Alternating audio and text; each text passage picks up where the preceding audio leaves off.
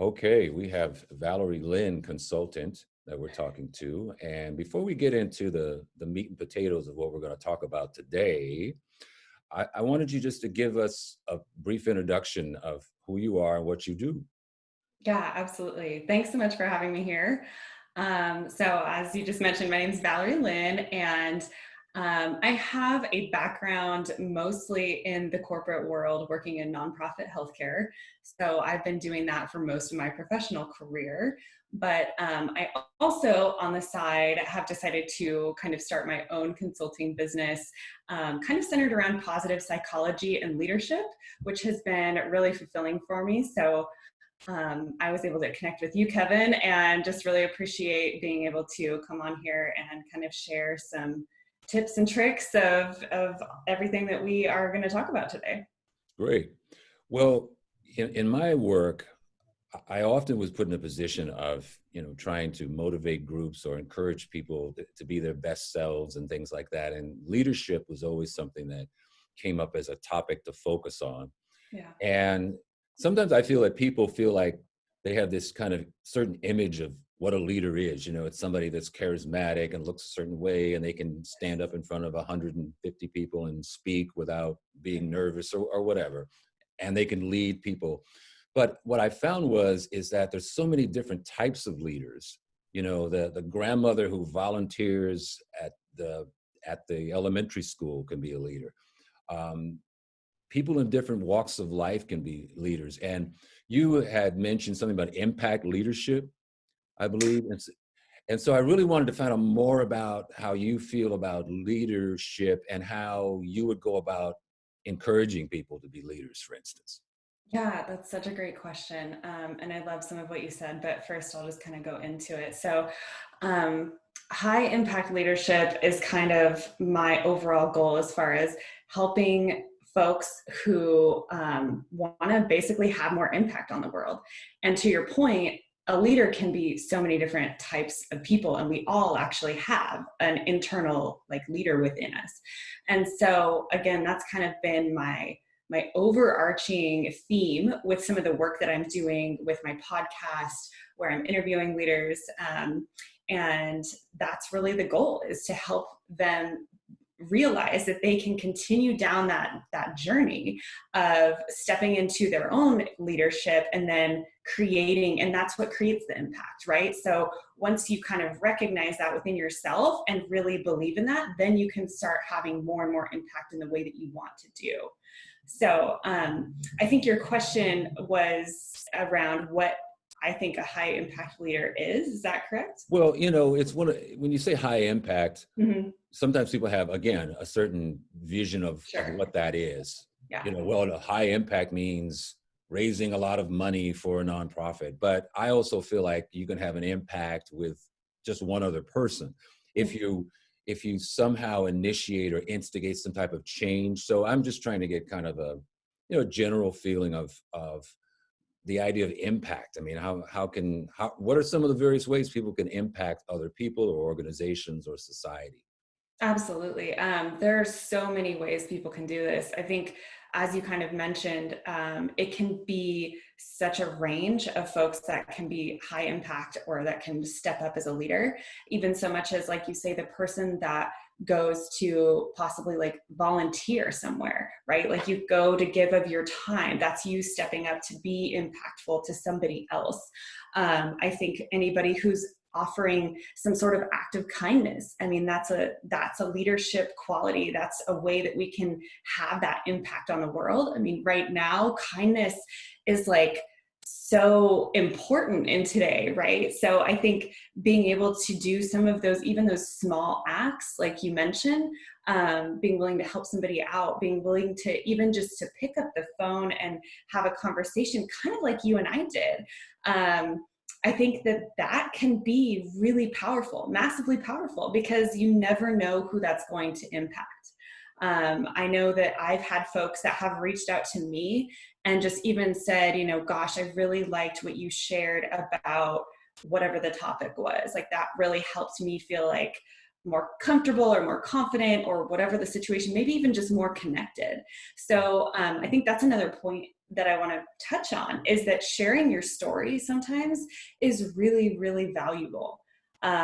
You never know who might be going through something that feels like, I mean, how many times do we sometimes feel like, oh, I must be the only one going through this, or this is a real struggle for me, or whatever the situation. But when someone else says, actually, this is my story, then that creates a connection. And I think that just in that simple act can be absolutely impactful. And how amazing that you could have that impact on somebody's life. I mean, that's huge when you think of it, right? So that's what I think of when we say the word impact, is kind of being willing to give of yourself in whatever way that is. Sure, there's like the Tony Robbins of the world who are, speaking on stage and doing all of that, but that isn't the only vision of an impactful leader that we should be having. Again, impacting somebody's life can happen in so many ways if we just kind of open ourselves up and are able to give of ourselves in different ways that maybe don't always feel comfortable, but that could help somebody else. Very well put. And I always say, don't ever underestimate your influence on people, because there's been countless times in my life where 4 or 5 years later down the line, I run into somebody I worked with or I used to know or hang out with, and they'll say, I really appreciate that one conversation you had with me that made me decide to pursue a certain career field. Yeah. And I don't even remember the conversation sometimes. So I guess my point is that leadership comes in many forms, shapes, and sizes. This kind of ties in what we just talked about to our current situation, where we're dealing with the COVID, we're dealing with civil unrest, or racism in the streets and all kinds of things like that. People are under a lot of stress. And sometimes you can feel, I'm tired. I feel unmotivated, or somebody perhaps maybe just got furloughed, for instance, from a job because of the COVID. What are some of the things that you could maybe advice that you can give to people, even simple advice to just take care of themselves? I know I've seen videos of you drinking coffee and walking down the street sometimes, and you just say, I got to get out and just drink my coffee and walk for 5 miles. So just some tips on how to de-stress your life. Oh gosh, isn't that like the thing of the century right now that we're all talking about, is how do we get through this? But such a great thing to talk about, because like you say, I have talked to so many people that are trying to deal with this the best way that they can. And it's not easy. So I think a couple of things. I think that we have to give ourselves grace. And what I mean by that is, how you get through something is going to look different from how I might get through it, or from how you might get through it. And sometimes what we do is we put so much pressure on ourselves because, social media is telling us we should be the most productive during this time, or, so-and-so is writing a book, or whatever is going on for them. That's how they're dealing with it. But maybe how you need to deal with it right now in this moment is to have the gallon of coffee. Okay, maybe not a gallon, but maybe to have the to drink. Yeah, I mean, maybe that's where you're at. And if that's where you're at, and that's going to help nurture your soul, like you pointed out, that sometimes for me, I just need to go out and put my headphones in, or whatever it is, maybe talk with my mom or a friend, and just go. And walking for me is very therapeutic, because I feel like I'm kind of connecting back with like the earth or something in that basic sense. And so again, I think we need to remember that it can change day to day, and to give ourselves grace in that process of saying, this is okay that this is where I'm at for me. If it, of course, you don't want to go down the unhealthy path of like, okay, I'm handling this in ways that aren't actually good for me and my body and my overall health. So that's where I think you just have to be mindful of those really good practices that you can put into play. And again, sometimes that is going to be having a day of like Netflixing and watching TV on the couch, but then the next day, maybe you decide to get up and go do something different. So I think that process looks a little bit different for everyone, and to just kind of allow yourself to get through it in the best way that you can, but to be mindful of your overall well-being and your body, because you can always generally tell if you feel good about something or not. Well, yeah, uh, I mean, I think people just have, I think the key word that you mentioned is allowing yourself. I think that sometimes we fall into this trap of having to be strong.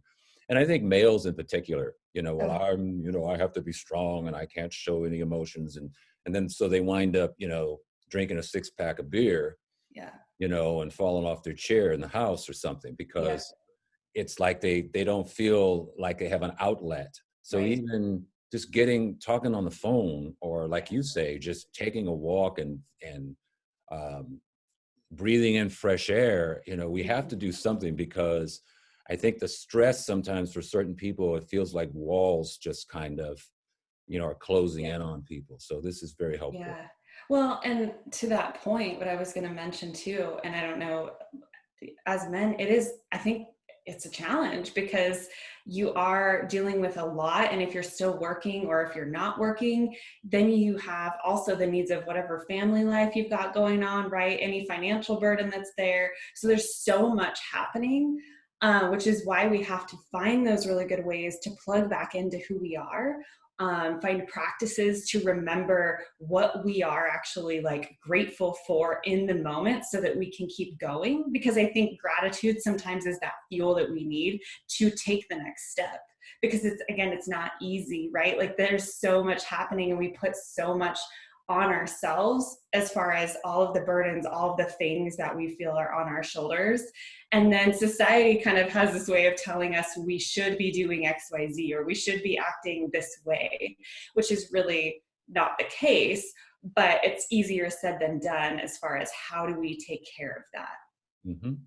Well, and the last question I'd just like to ask you, for you to touch on, is in terms of careers. A lot of people are working, they have career goals, maybe they're furloughed or maybe they're still working, they're one of the lucky ones in that way. Yeah. I know you've talked a little bit about like networking. Let's talk about that for a second, because I'm on LinkedIn, you're on LinkedIn. I've met a lot of people on LinkedIn. I've also run into people who have goals professionally, but networking just sends chills through their body. And they're Mm, thinking, I can't contact that person. I don't even know them. And so right, my feeling is always, what's the worst that could happen? Somebody can ignore you, or right. say I'm too busy or not answer your email. But what advice would you give to people about just, getting to know people and using that as a way to find out, like, hey, maybe there's some job openings I didn't know about because now Valerie Lynn told me about it. Right, right. These are such juicy questions. I just love Oh all boy. this talk. I love all this content. I feel like we could have so much, like, I could talk for hours on this, but this particular one has been really interesting for me, especially recently. Like you say, there's so many connections that can be made online, even if we can use social media in that positive sense.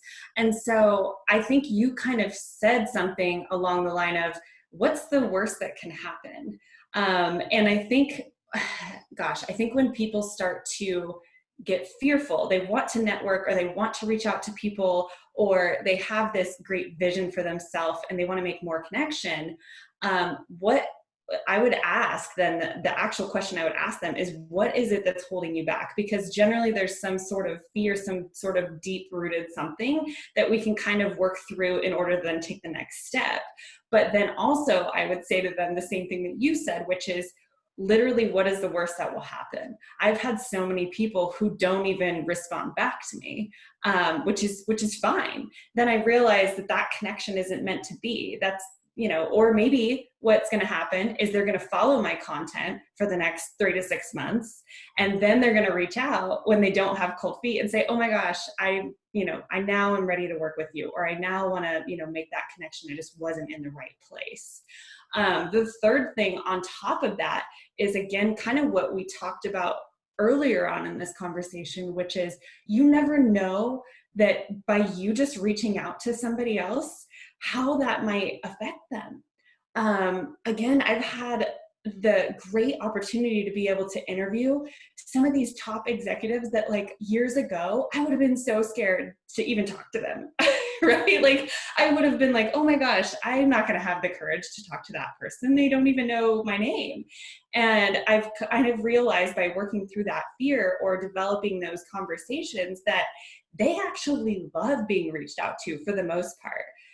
So I think that's another tidbit is people actually love talking about themselves. So if you want to get to know someone, most of the time, people love sharing about them.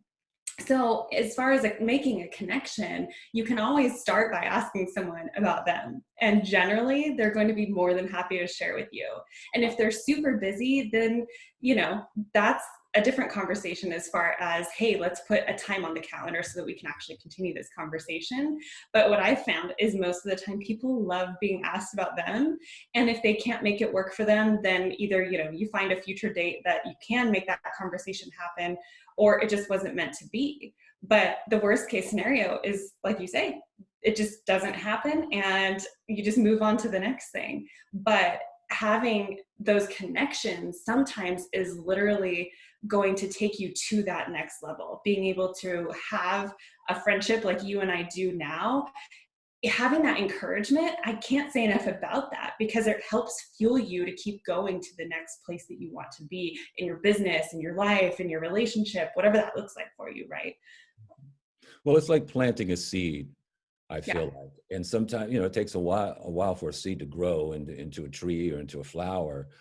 And I mean, it's been my uh, many situations where I planted a seed and maybe didn't hear from somebody or heard from them once. And like it was 7, 8 months later when they called me and said, hey, I remember that conversation we had or the email I got, and you told me you could do XYZ. And the other thing I wanted to mention is that over the years, I've had many, many consultant jobs, some short-term, some that went on for years. Every single one of those consultant jobs was never advertised. It was all through knowing somebody and having them call me and say, hey, would you be interested in this? Right. So it's worth making that investment of a LinkedIn email or a friend request on Facebook. Yeah, absolutely. I mean, you really have nothing to lose in doing so, other than the great opportunity that could come from that. And I think that's the other thing is like you open your mind to those possibilities and then watch kind of what starts happening for you. Right. Well, lastly, can you just give out, if people want to get in touch with you, can you give out some contact information, website, or how would people find out more about what you do?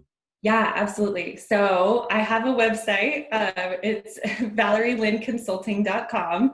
I'm also launching a podcast, which is called On the Way Up, and it's going to be available on all platforms wherever you want to enjoy listening to your podcast. So that should be launching in the next week with some episodes, juicy episodes that are already recorded, and I'm still working through all the editing, but really excited. So, yeah, if you wouldn't mind jumping on there. So yeah, I think those are really like the main two, and all of my contact information is on my website. So that's Okay. the primary spot. All right, great.